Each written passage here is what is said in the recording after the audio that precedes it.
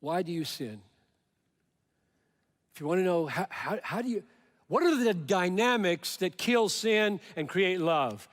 You should ask yourself, why do I sin? And I'll tell you why you sin.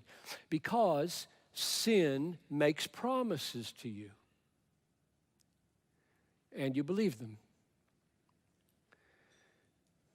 Sin promises you, promises your children,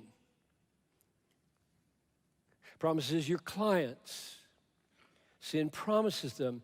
What I have to offer, I'm sin now talking, what sin has to offer is better, more satisfying, more enjoyable, more hope-giving than Christ.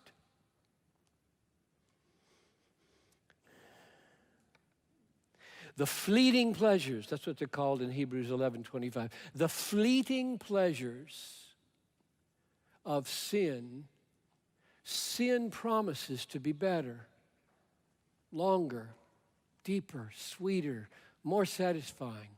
And to the degree that we are deceived by those promises, we sin. Nobody sins out of duty, right? Nobody gets up in the morning and says, got an obligation, I got to sin some today.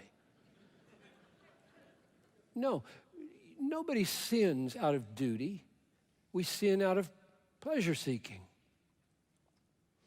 And the only reason we opt for a sinful action is because the devil and our own nature has promised us that action will produce pleasure, satisfaction, fame, whatever your idol happens to be, it will succeed.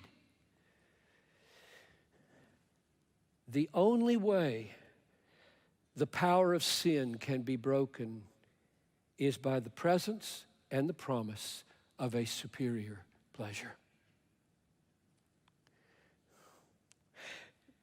Yes, I know there is a willpower path to holiness. But to the degree that it succeeds, it fails. Because with every sin that you conquer by willpower, 7 devils of self-righteousness come in and take its place.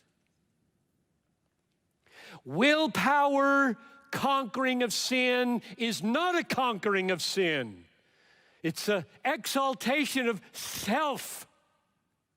There is one way to conquer the promises of the pleasures of sin, and that is with the power of a superior pleasure, and his name is Jesus, and the way he is experienced is called saving faith.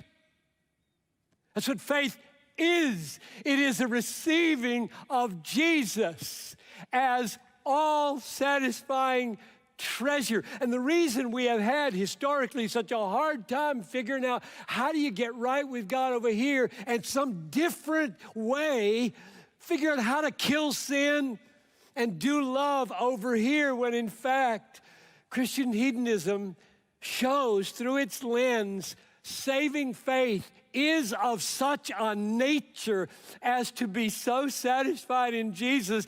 It is the power that makes sin lose its compelling force.